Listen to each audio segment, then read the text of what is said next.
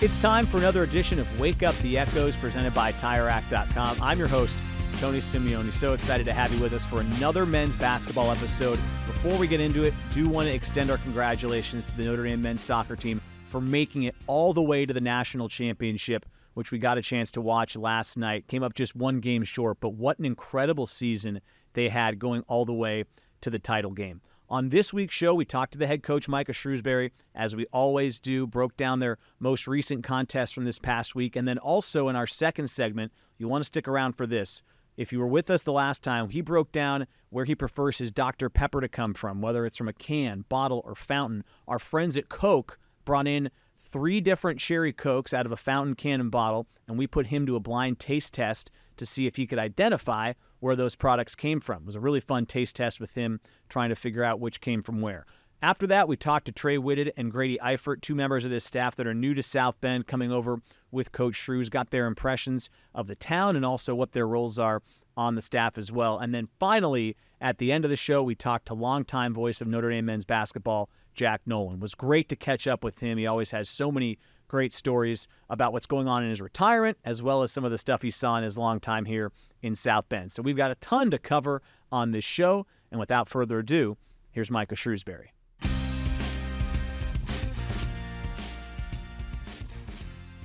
All right, Coach, welcome back.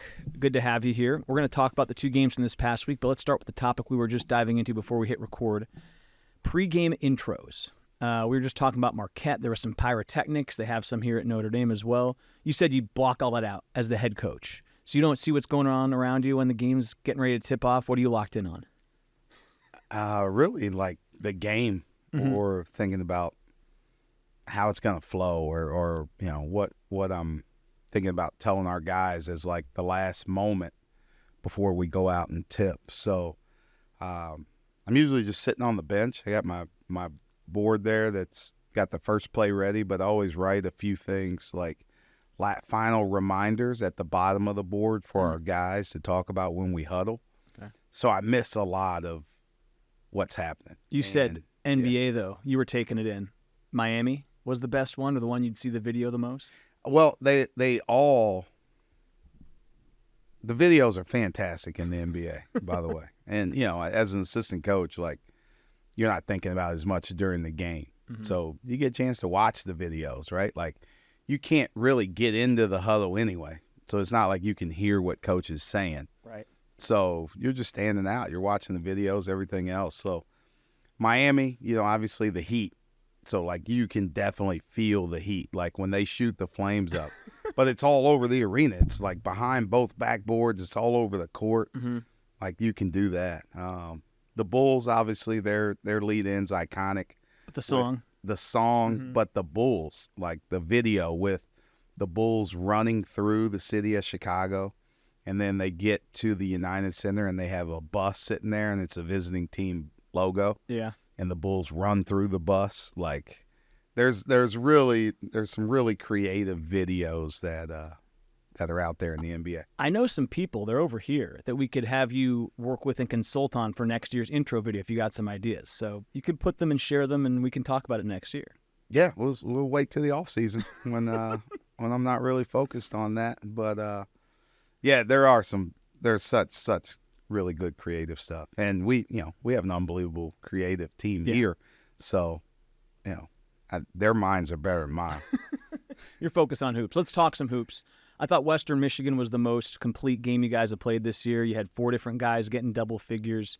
What was your takeaway from that game? What did you like as the head coach, kind of big picture a month into the season? I think we really focused. It was a short turnaround on a 2-day prep. Mm-hmm. You played Saturday, and then you only have Sunday and Monday to get ready. So Sunday is the day after a game and travel, so it's not like you can do a lot.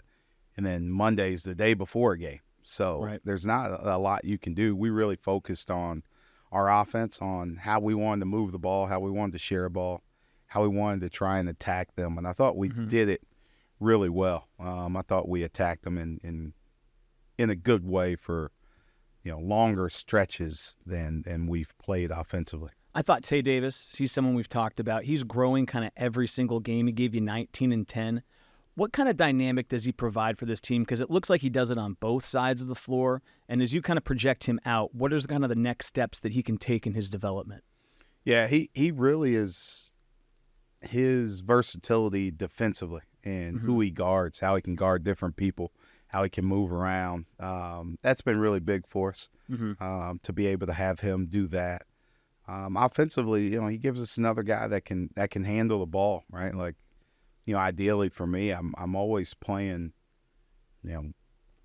when we get to this point, right? You always want multiple ball handlers on the court at one time, right? Like, okay. Really like you're playing 2 point guards together, and they may not necessarily be full-time point guards, but they've played some point guard in the past, right? Okay. So you got multiple guys that can handle the ball, that can initiate offense. But really, we do it with all of our guards, right? We just play 4 guards, and all those guys are coming off pick and rolls. So he wasn't asked to do that very much, and now this is pretty new for him again. So his reads out of pick and roll, I think, he's been doing a good job attacking closeouts and driving past people on the move. But now doing it in a pick and roll, reading the defense and figuring out where to make the right pass, I think that's where, he should see continued growth as the year goes on. The other player we talked about after that game, who is just someone that I think kind of flies under the radar, and I watch him play, and he's got a very stoic demeanor, is Julian Roper. I don't think he missed a shot in the second half. He seems to do a lot of things for you guys that might not show up on the box score.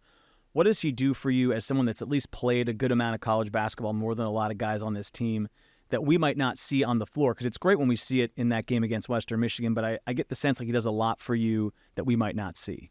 Yeah, I think, and I've talked about, the toughness that he kind of brings to us when there's moments where you just kind of need a tough play. He usually makes it, or he comes up with it, right? Like, some of those rebounds or deflections, or he'll tip it away to start a fast break, or he'll, just small little things that happen. And he wins a lot of those kind of 50-50 balls that are out there that, if the offense gets them, they usually lead to threes, right? Everybody's seen that. When the ball's bouncing around on the court and you don't get it as a defense, the offense gets it. It's usually pass, another pass, 3. And it goes in every time, right? And you feel it as a coach, right? Like, when it happens for you, it's like, yep, that's going in. Like, you just say it because you know it. And like, one of the things we used to always talk about is the game honors toughness. And that's where you see it come out, right? Those kind of plays that are 50-50. Like, you could win it or I could win it. Okay. And the team that usually wins it, something good happens for them right there. And Julian helps us kind of come up with more plays than not. I wanted to ask about Braden because I think it was the second game this year. He's kind of busted out for 4 threes in a game.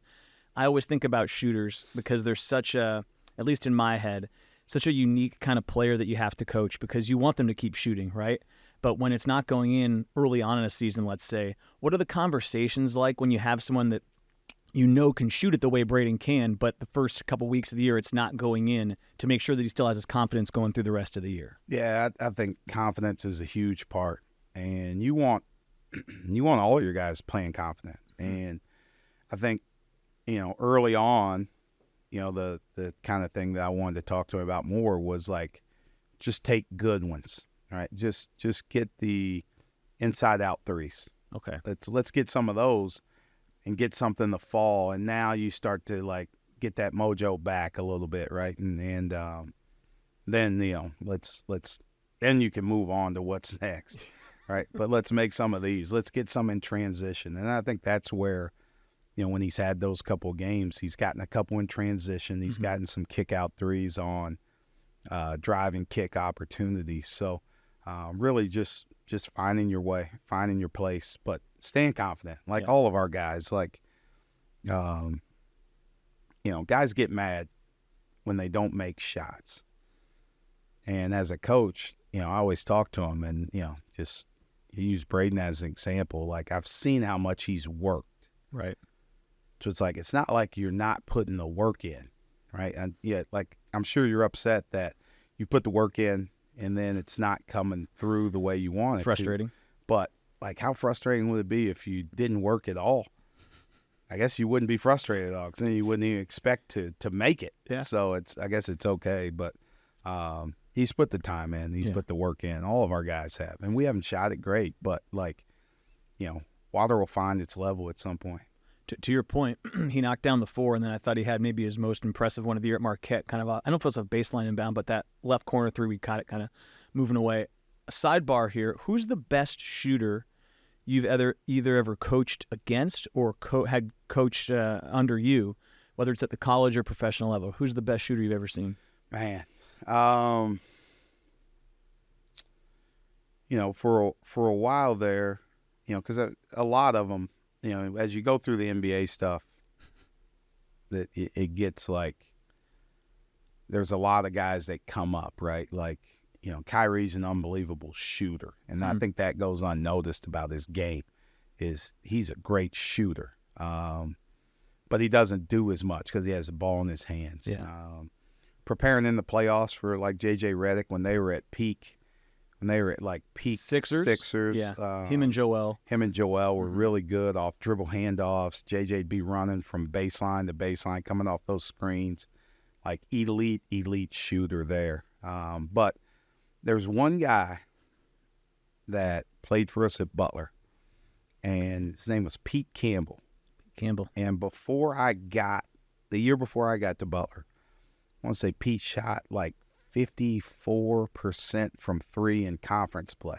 This is old 3-point line, though, right? Old 3-point line. So it's a little closer. Yeah, okay. But it didn't matter where Pete shot the ball.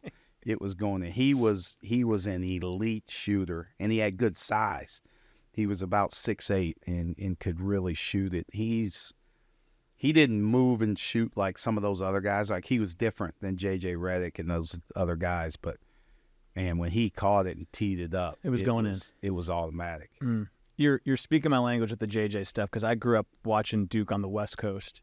He was my guy, and they just would run at Duke single double, and pin downs everywhere. Mm-hmm. And then with Philly, he and Joel had it kind of figured out, like you said. And I always thought the most impressive thing about him, and this is what I think is tough to teach probably shooters, is that he could shoot bi-directionally. He could shoot moving right, moving left. It's hard to get your feet set and shoot it the way he would be moving as he was shooting it, which is tough to guard. Fantastic. And there's another guy. I don't remember his name. He plays for the Golden State Warriors. Number 30 or 11? 30. 30, yes. Yeah. He's an Under Armour guy. He was a pretty good shooter as well. Yeah, Steph Curry is pretty good. He can do it in a lot of different ways.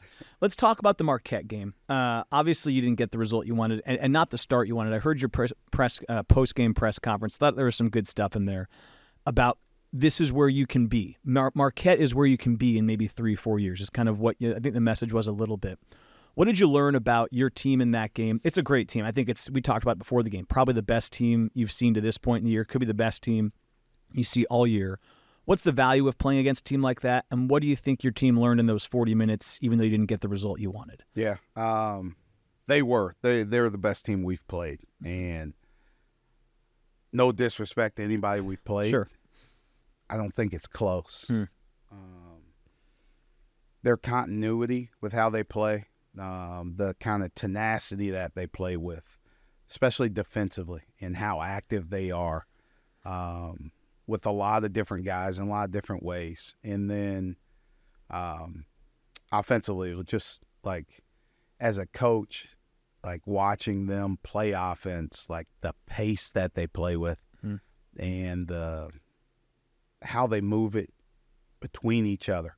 The ball never sticks. It moves so quickly from person to person. And that only happens when you have time, when you have guys that have been playing together. But, you go through it, and, Iguodala's he's going to be a first-round draft pick. But he plays within his role. He doesn't shoot outside of the paint, but he's really good at shooting those floaters, near the free throw line. And he kind of lives on those, but he's gotten bigger, better, stronger.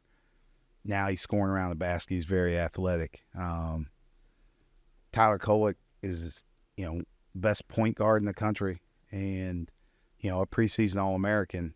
And then, we got Cam Jones over here, his first team All-League. They have great pieces, and it's it's fun to see from afar. It's not fun to prepare. Sure. It's not fun to play against, but it's fun to see from afar. And it gives our guys, like, one, like there's levels to this. There's levels to college basketball, right? Like you need to climb ladders to get to a certain level. And I think that's what these guys have done. I went back and looked up the stats. Iguodala played 5 games as a freshman. 5. Yeah. Averaged 5 points a game as a sophomore. Maybe like 2 rebounds. Yeah. Like guys that stuck it out. He stuck it out. He's gotten better. And now he's going to get drafted in the first round. How do you then build that? We'll finish on this question because I think this is the toughest challenge in this climate of college basketball. There's so much movement. I've gotten ready for hockey games, basketball games, football games. I look at the rosters, and it's rare you see that now. Somebody that came in as a freshman and played 5 games or had a limited role and now is going to maybe go off to the league in the first round. Like you said in the post-game press conference, you're trying to build a culture here, and it doesn't happen overnight. And the continuity of Marquette is what you want someday. So in year one, how do you do that? How do you set the foundation, and what are you trying to do to ensure that when we look back 3-4 years from now, that's where you are? Yeah, that was the first thing that, as the game ended and Shock and I were shaking hands and talking, and he said, I told him, I was like, your team's fantastic, man. Love watching you guys play. And he said, you guys were us 3 years ago. And he goes, now you just have to keep them, right? And that's the biggest challenge right now is keeping guys. You have to keep them. You have to keep your guys together. You have to keep your group together. And, a lot of that comes with a trust factor of, on a daily basis, we try and make our guys better, right? We're trying to coach them to get better for now, but for the future and for what we see for them in the future in their professional chase. So, like, if you don't trust the plan of what we're doing, or you don't get a chance to see it every single day, you only see maybe game day, then you don't understand what we're doing. That's where, maybe people get a little bit anxious right about it. But, like, we put a lot of time into it. And, Trey Whitted, Grady Eifert spend so much time on the court with these guys and making them better. And the rest of our assistant coaches as well, that, like, we're coaching guys to get better and be better. And there might be people that leave, right? But they can't leave and say we didn't give them every ounce of energy that we had to make them better players. Sure. And that's where, like, you can feel good about it at the end of the day as a coach, right? If I want to keep this group together for a bunch of years in a row, and if somebody decides to leave, like, that's their own choice. But it's not going to be for the effort standpoint of what we gave each guy to get better. Coach, thanks. We're going to take a break, and then we're going to have, I think, the segment I've been looking forward to most all year, a little Coke taste test right after this. Nice.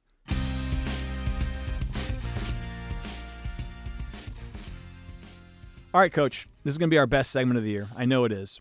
We talked last week about your favorite drink being Dr. Pepper. We have Cherry Coke here. Our friends at Coke wanted to see if we could tell the difference between the different modes of transport for the Coke. You talked about it last week, and you said, what was your favorite? It was Fountain, right? Fountain, yes, number one. At a specific establishment that we won't necessarily get into, but they provided the ice today. They did provide the ice. So this is the ice that you said you prefer. And these are 3 different Cherry Cokes. There's no glass bottle, so we just have a plastic bottle, a can, and a fountain. And what we are going to try to do, and I'm going to participate as well, is we're going to see if we can identify which one is which. Now, before we start here, just looking at this, I see different. What do you see? I see something that sticks out to me on number 2, but I want to see if you identify that. I see everything. Okay, tell me what you see. I see everything. Eat with your eyes. There is a lot of bubbles in one, not as many in this one. Really, no bubbles there. In right? 2. In 2. 2's lacking so bubbles. I'm starting like. Where does your head go when you see that? I can't tell you because I don't want you to look at my answers. Okay, that's fine. We'll talk. We'll debrief after. Okay. For the record, you're right. 2 has less bubbles. The bubble pattern on 1 and 3 does look similar to me. And that's about all I got. Okay, so should we just taste 1 and we'll keep it to ourselves? You want to see? Okay, I'm going to go into 1 here.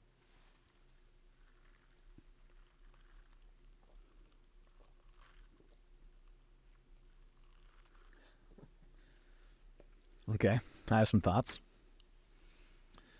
You've got that cleared up. By the way, this is also our Yeti coldest moment of the week segment, so to cleanse my palate, I'm going to be using my Yeti. You've got your water there. Thank you, Yeti.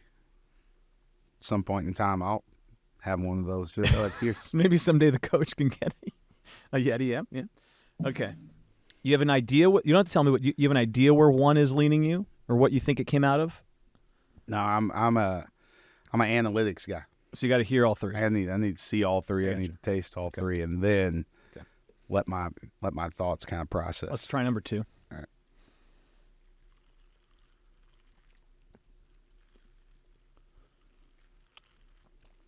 Sure. Okay. Okay. Oh, let me cleanse the palate again. Sorry. Okay. And these are choices of bottle, fountain, no glass bottle, plastic bottle, plastic bottle, fountain, and can. Okay.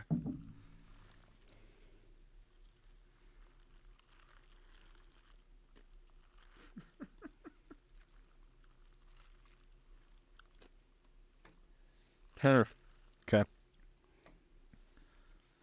I'm going to go back to 1. Yep. This is great radio. Sis, I apologize for the No, that's okay. They'll make this look great. Okay. the sound of my gulp.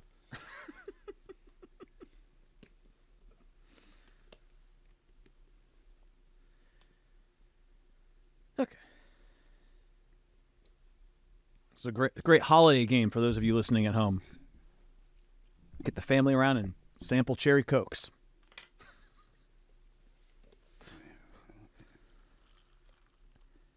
Okay, before you reveal your answer, and you can dive in. What you're going back and forth between is 1 and 3, right? 1 and 3. Two, I think, is pretty clear.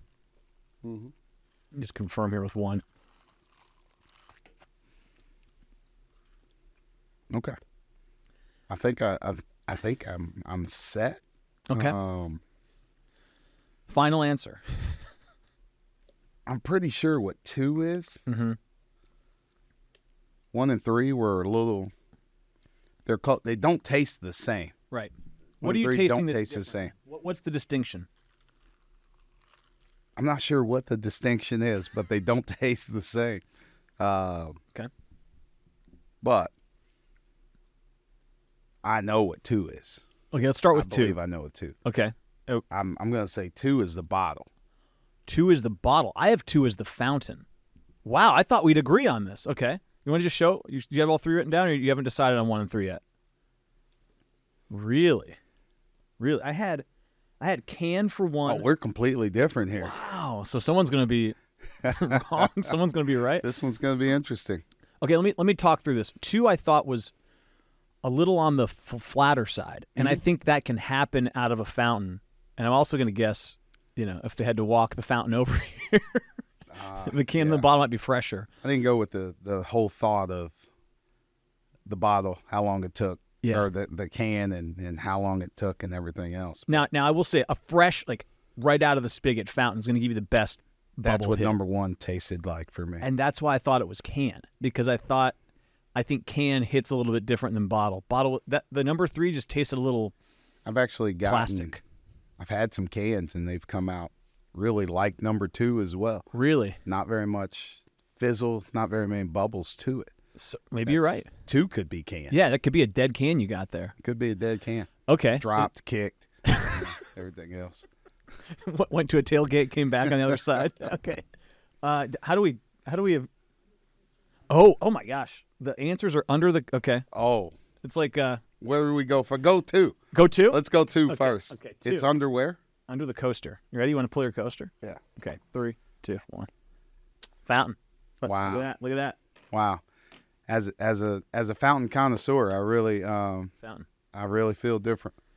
feel different about my choices. I think that was just in your defense. Yeah. I think you got that fountain about 60 to 90 minutes after it came out the spigot. So I don't think that's a true fountain. I think we'll justify. I think we'll give you a break there. All right. Want to reveal number 1 here? Number 1. This is gonna. I could have. If this is a can, I sweep. Come on, can. Is a can. Wow. I went completely opposite. Dang. And so 3 is the bottle. Okay. 3 is the bottle. Now let me taste this again real quick. I think that.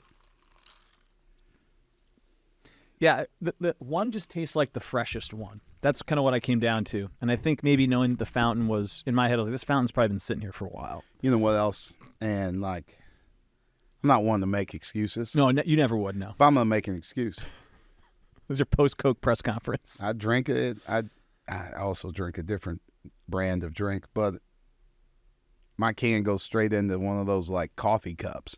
I just take it down to practice and drink it. No ice. No ice. I go no ice. But we were talking about the ice last week. It's the key. Ice is really key. So you're saying you're just a little rusty. You haven't been playing with ice recently, and now you're back in the ice game, and it's thrown you off. I will say that 1 and 3 did taste fantastic. I'm gonna say that as a fact. They both tasted great. 2, which is obviously my favorite, was just okay. Okay. It was just okay. I think it has been aging a little bit. That's all. Coach, my favorite segment of the year. Thanks for doing the Coke taste test. Well, maybe we'll try it again at the end of the year and see if we can run it back with a couple different varieties. Do. Yeah, I gotta be better. I apologize. Watch the film and get back to us. Yeah. All right.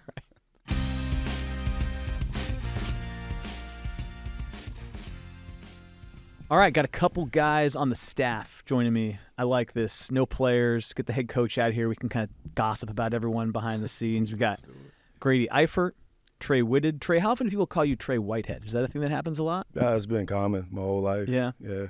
But I got it right, right? Whitted? Got it right. Whitted. Spot on. I'm going to ask you the question I've been asking really everybody since the football season, the football players that came up with them.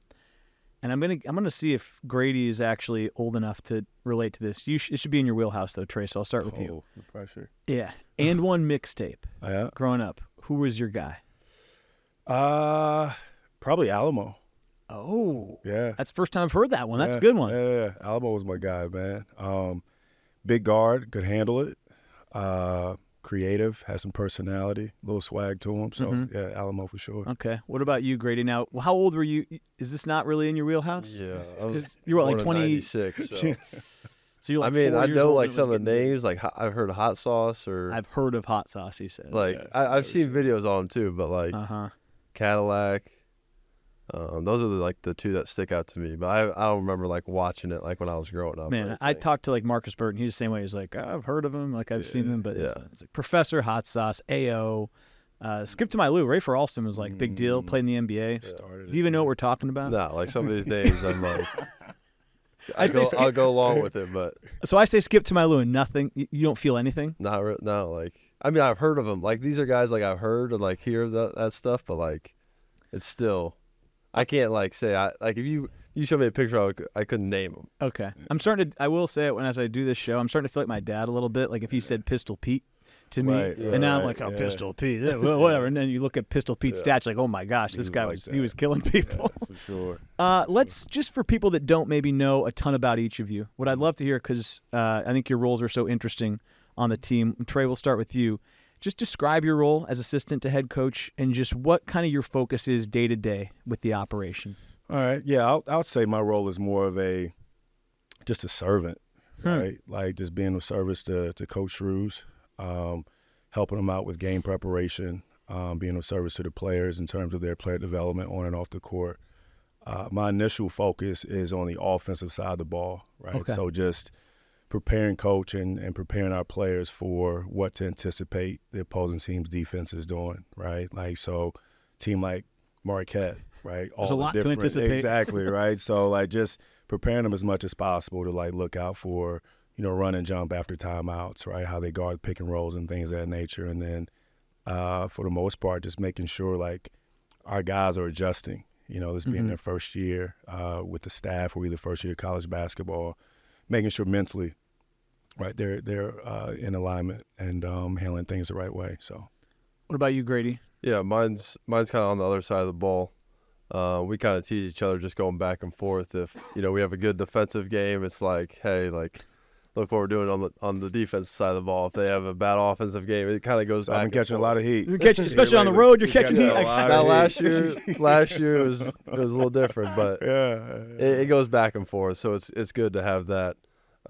Just helping out any way I can with all the assistants, just getting them ready for scouts, Coach Shrews as well, and then helping out guys on the court, like coaching them up during practice, or if I just see little things that I had problems with when I was a player, kind of just walking them through some of that stuff. So whether it's even in just like practicing watching film, some guys don't know how to watch film. Yeah. What I mean? They just turn on highlights of themselves sometimes. So like just trying to show those guys what they need to look for and like how they need to prepare going into each game, because sometimes it's new for them. Like in high school, they're just watching huddle clips. Okay. You know what I mean? So now there's so much more technology, synergy. You can do so many different things to prepare yourself for games. So educate me, because I've never had a chance to sit down and watch film the way one of these guys might. Just take a player, for example. What is provided to them? What are you providing to them so that they can better themselves? Like, what does that look like? What does the clip size look like? What are they able to access now? Yeah, I mean, anything from all of our practices are taped, so they can go back and watch all those practices. A lot of the times the coaches will go back and clip those up for them. Each clip's normally 10 to 15 seconds that they could watch, and then it kind of breaks down different things. So like Trey for offense, he'll do different things as far as ball screen, like he was talking about earlier. And then defensively, it's like you're trying to find actions and see the alignments that they're in, and then being able to call that out as a player, of recognizing that. So that's something that they can continue to learn from and work on. How much has this technology changed, Trey, since your days? You played around when I was in school, mid-2000s. So yeah, it's changed so much. Like you look at someone like Coach Shrews. Coach Shrews actually coached me when I was in college. Right. So we go way back, as well as our associate head coach, Cal Getter. But the technology was like DVDs. You know what I mean? Like they were. Well, actually, you know what DVDs are, Grady? Yes. Okay. DVDs are. With Coach Shrews, it was tapes. I believe his first 2 years. Yeah, he was cutting tapes. I don't know how he did it or how he made it work. And then once KG came in and moved to DVDs, and we didn't have individual clips. Like it was like you watched it as a team, and you got exposed like in front of the team. It wasn't a whole lot of like individual attention at all. It's probably harder to scout. Like literally, just didn't have as much information on other teams, right? When they drive to like. Yeah, they would drive and meet like neutral teams, like who played the same team. And pass it off, right? Pass it off, yeah. It was a grind. These kids, they just have no idea how good they have it. Exactly. It's unbelievable. You said you played for Coach Shrews back in the day. Mm-hmm. What about him, maybe when you were a player, let you know that you wanted to be aligned with him when you got into the profession? I just think just him as an overall human being, man. He's incredible.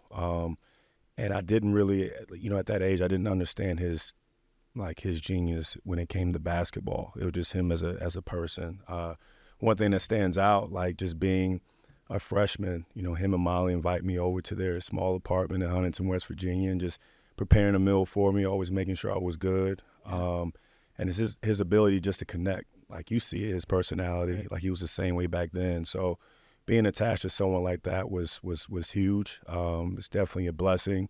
It's inspiring, and he's just great, like overall. What about you, Grady? You're newer into the profession, but you kind of got aligned with him pretty quickly. Just what about him was somebody made him someone that you wanted to work for as you start your career? Yeah, just the stages like he's been through. Like he's talked about it in interviews, and people have done stories on him before. But just like he's had every job in the book. Yeah. And it kind of relates to me just of being a walk-on. Like you go through practices, you might not shoot the ball or touch the ball.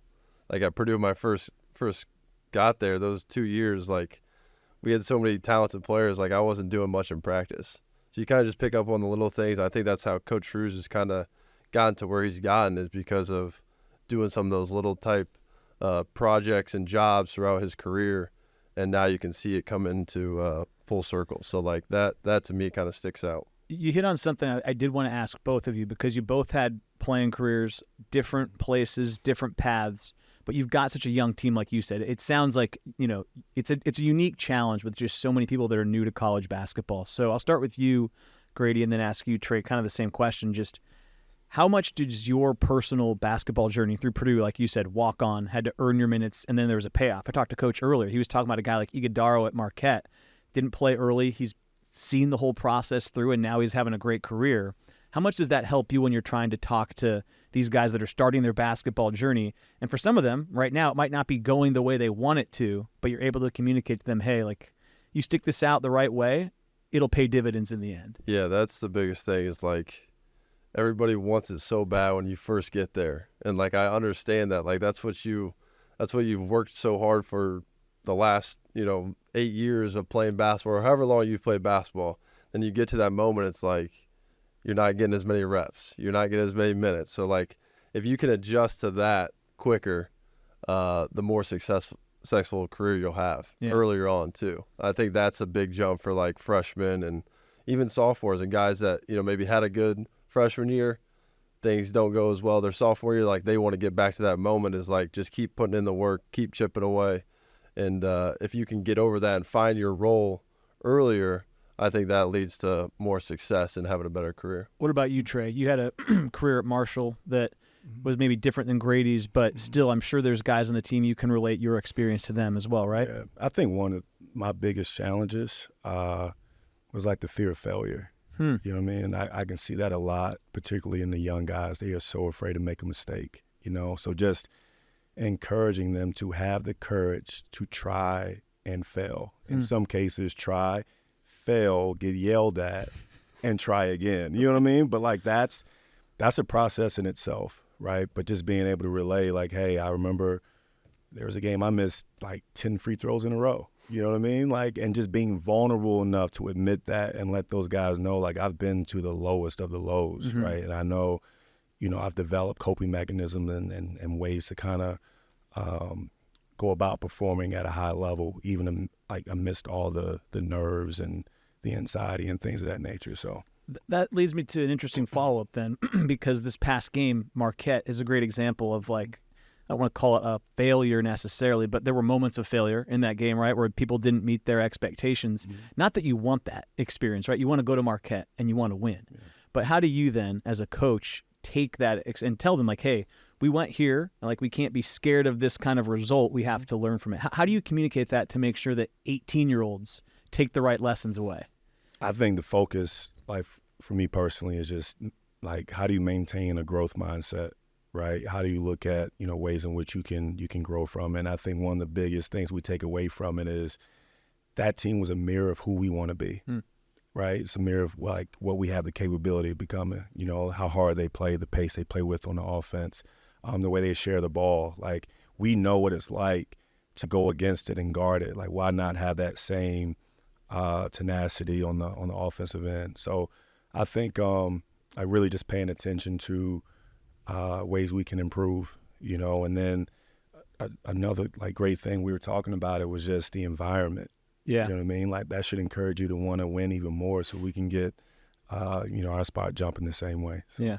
What about you, Grady? Yeah, I mean, just going through that, just the environment, like we said, like, we walked out, I think it was like 15 or 16 minutes to go on the clock. Like, we walked back in for the pregame speech, and it was a decent crowd at the time. And then I didn't get back out there till literally right when the national anthem was about to start, and the whole place was filled. Yeah, jumping. And you felt the energy for inside the building. For a late tip, too. Yeah, for a late tip. Yeah. You just felt the energy. So I think it's great for our guys to kind of go through that process now. And everybody I've talked to, other coaches and, other players that have watched us, they've said kind of the same things as, like, man, it is great for you guys to go through this experience. Yeah. Like, they're going to grow. They're going to keep getting better. I think that's great for those guys, those young guys, and then some of those older guys that haven't had the chance to kind of show their, like, JR hasn't got a chance to really show his talent. He's now facing all those big-time games. And so I think every time we get a chance like that, just have to take something from it. Have to learn something from it and move on to the next game and continue to build it. I want to get you guys out of here on a question about Notre Dame. I'll save Grady for the last one because we've got a lot of Notre Dame connections to cover with you. Right. But Trey, let's start with you.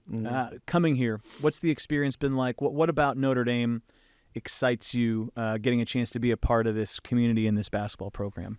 I think we said it from the start. It's the pursuit of excellence, right? I think having that expectation, every day you walk into work, that's what you're after. You're competing for growth, but you're also competing and you're playing for championships, right? So there's always that carrot in front of you just to continue to grind and work hard. My fiance, obviously she's here. She's working for Notre Dame.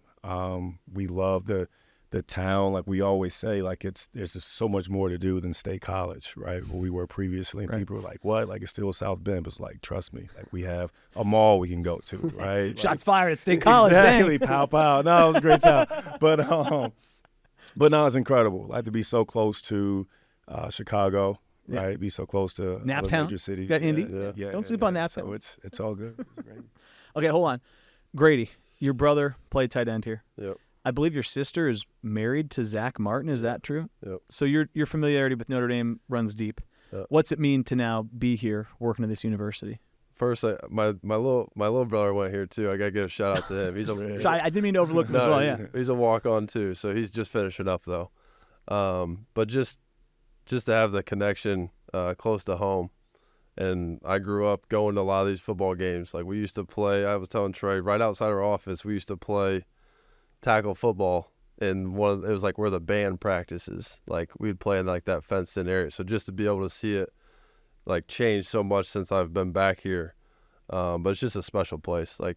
It's hard to put into words, and then until people actually show up and come here, it really is a special place. Mm-hmm. And you can do great things here. So that's another piece of you got the resources, the people are great around here, and you can really do some special things here. And it's just got a special feeling. I know I'm gonna keep saying it, but there is something special about it. Yeah. And you can go to the mall. Yeah. The mall. Hey, the mall. All right, there was Trey. no mall in State College. There was no mall. Trey, Grady, thanks for coming by. Absolutely. We're going to take a quick break. Cool.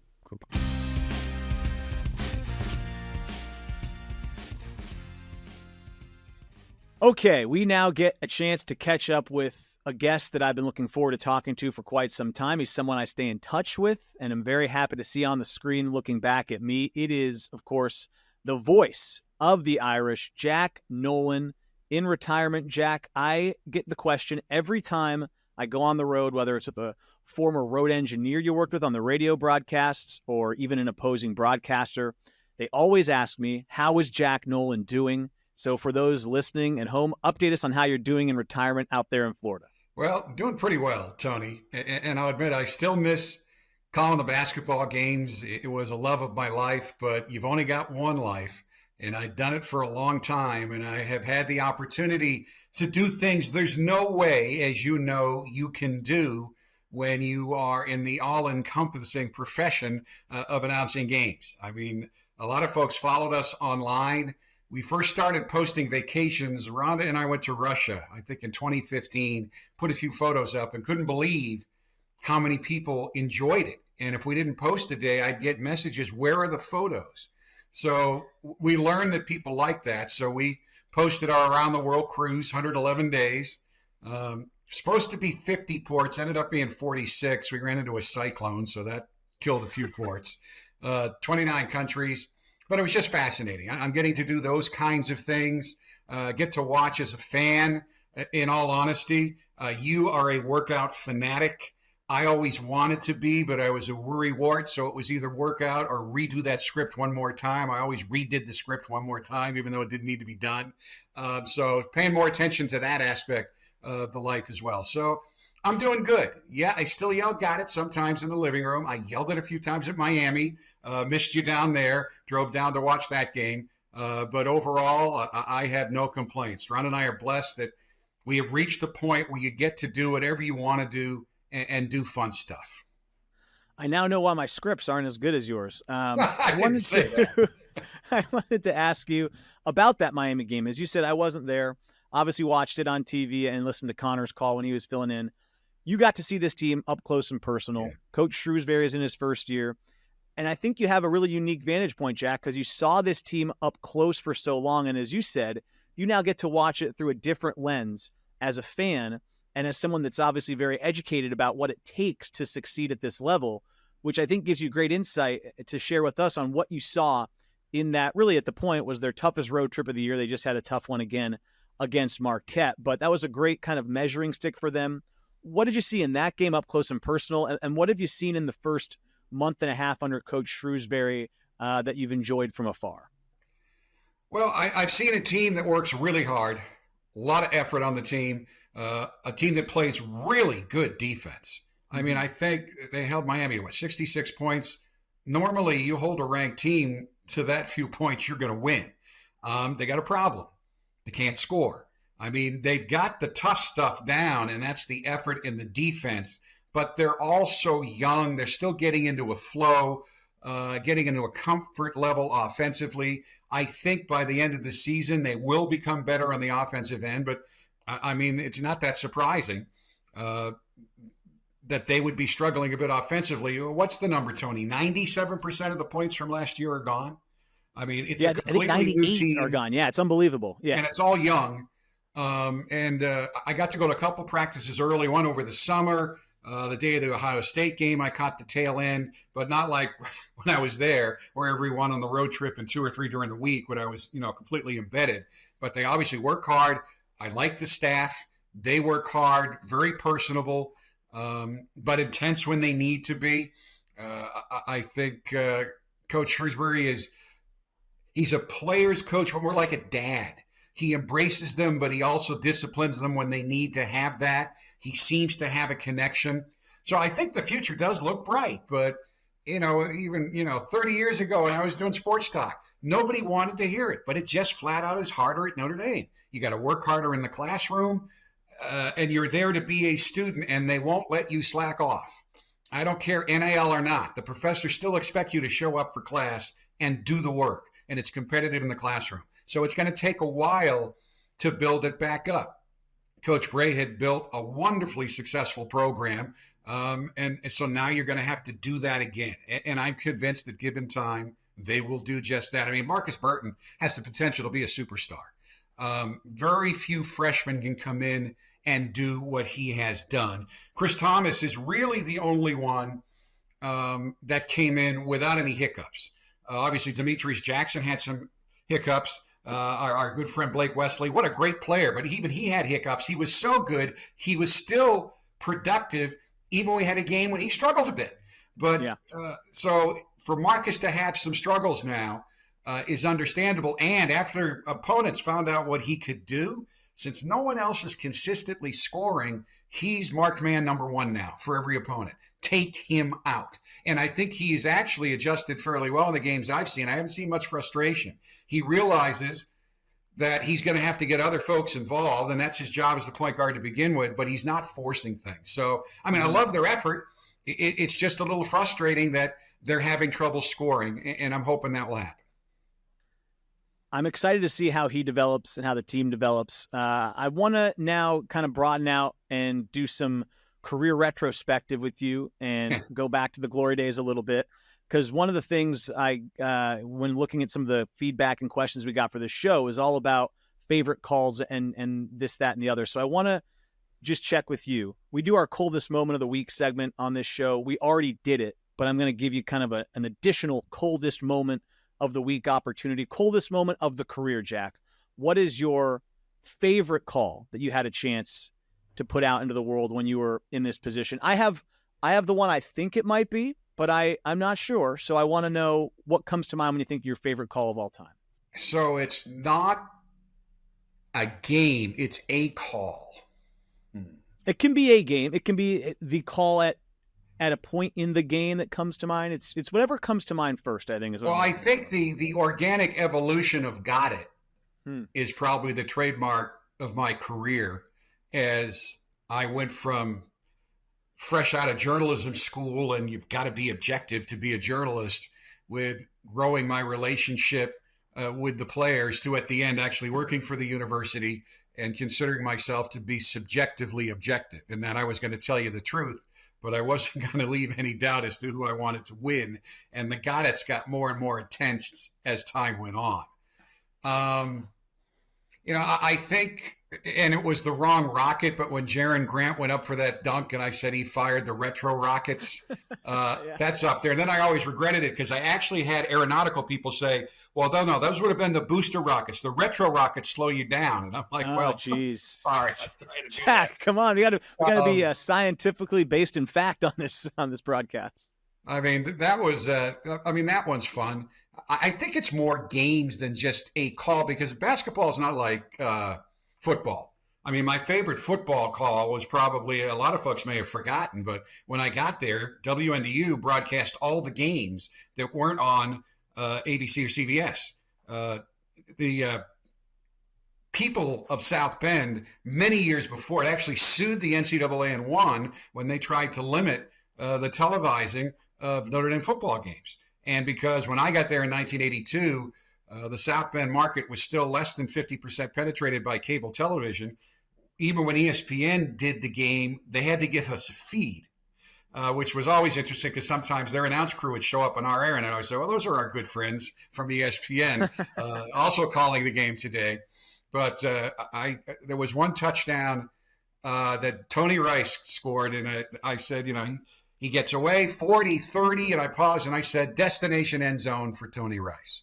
So, and I really like that one. Football, you can pick out a call. I think basketball is more an emotion. I guess, probably the end. My favorite game was the 5 overtime win over Louisville.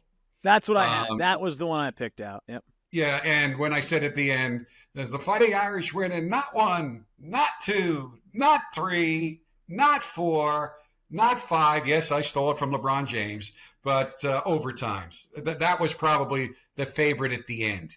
The only time I ever planned anything was when they won the ACC championship, and I had planned to say, and it didn't sound as smoothly as it normally does. The Irish have reached the end of the ACC tournament rainbow, and they've found a pot of golden shamrocks. Matter of fact, our good friend Alan Wazalewski was so mad at me. He said, you wrote that. And he cut the highlights, and the highlights were all me, but he cut to the ESPN version for the Irish are ACC champions because he didn't like the fact that I planned it. He liked it more than it was just off the top of the head. So that was something that still I go back and forth on. But they're better when you just let it grow organically if you're kind of full of it like I am. We all are. I'm going to put you on the spot here a little bit, and I'll give you some time to think. All right. 5, I'm going to call it your 5 favorite Notre Dame men's basketball players to watch when you were broadcasting here. I know it's going to be tough. It's like asking me for my 5 favorite children. Well, or your 5 favorite cats. It's the same thing. God, there were so many because it was 39 years. It can just LaFonso be Ellis is certainly one of them. LaFonso has to be one of them. God, there were so many. Bonzi has to be one of them.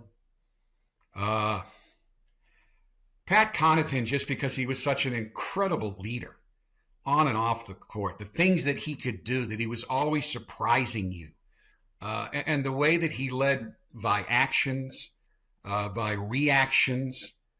Pat Garrity at the end of the Big East era on Notre Dame teams that weren't very good, and almost every game that they won in the Big East when he was there was because of him.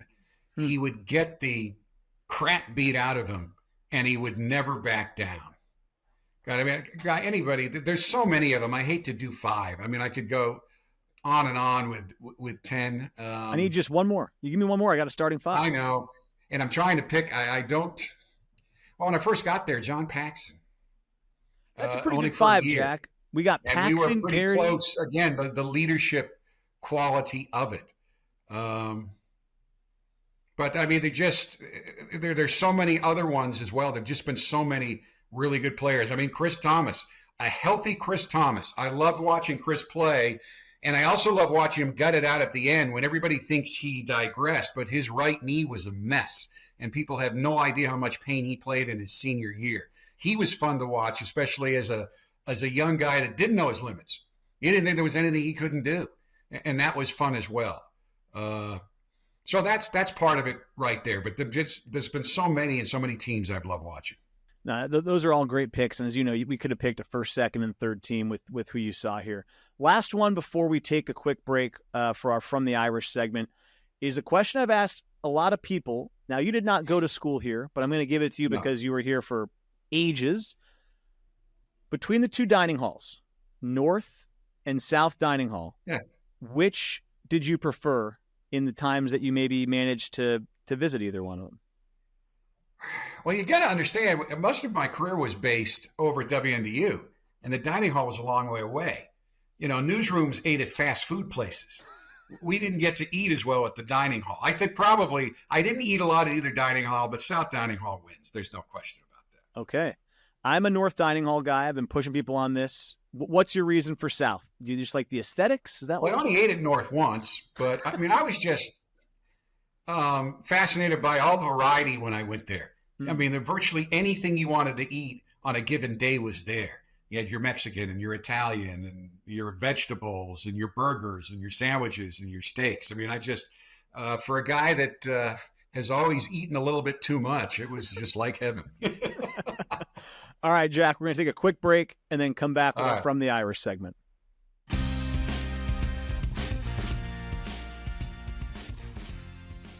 All right, Jack, it's time for our From the Irish segment presented by TireRack.com. As always, we seek out listener-submitted questions. We got this one from Kathy A. Okay, she submitted and she said, what was your favorite port on your world cruise and why? This is a great question. And, of course, you know me. I'm not going to give a simple answer. Favorite port was Moorea near Tahiti, just in the South Pacific. It was just absolutely gorgeous. And we took a snorkeling trip and went to a tiny little island and ate native food and learned about native traditions. But it was like you were in a Technicolor movie. It was just beautiful.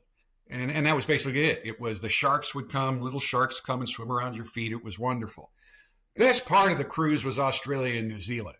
I mean, that was my favorite region. And it might even be Melbourne because I went to the Yarra Valley wine country. And that was just terrific. So region, New Zealand, Australia, we're going to go back because we lost 3 New Zealand ports to a cyclone. But favorite port was Moorea just because it was just so beautiful. Well, Jack, along with Kathy, we were envious of following along when you were on that 111-day cruise. You posted all the ports. I'm glad you got to see them. Hope you get back to New Zealand, like you said. And thank you to you for always being so supportive of me. You were a great mentor when I was here at the same time as you on campus. It's been great to stay in touch since you left campus and went off into retirement. So appreciate everything, obviously, you did for the university while you're here, but of course for me in this transition as well. And it's always great to catch up. Always great. Anytime. Glad to do it. And, you know, next time I'm driving by the arena, if you get sick, just call me. And I will know who will have spiked my food as well, how I came down with that illness. No, I would not do that. Not at this point. Maybe a couple of years ago, but not now. I'm enjoying my life. Jack Nolan, as always, thanks for the time, and we'll talk to you soon. My pleasure.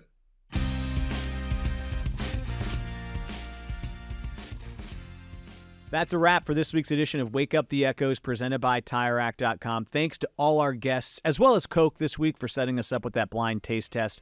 Micah Shrewsberry, Trey Whitted, Grady Eifert, and of course the longtime voice of Notre Dame men's basketball, Jack Nolan. As always, we ask that you download and subscribe. Leave us a review as well, whether it's on Apple Podcasts or Spotify, and also go to the YouTube channel, smash the like button, subscribe there as well if you can.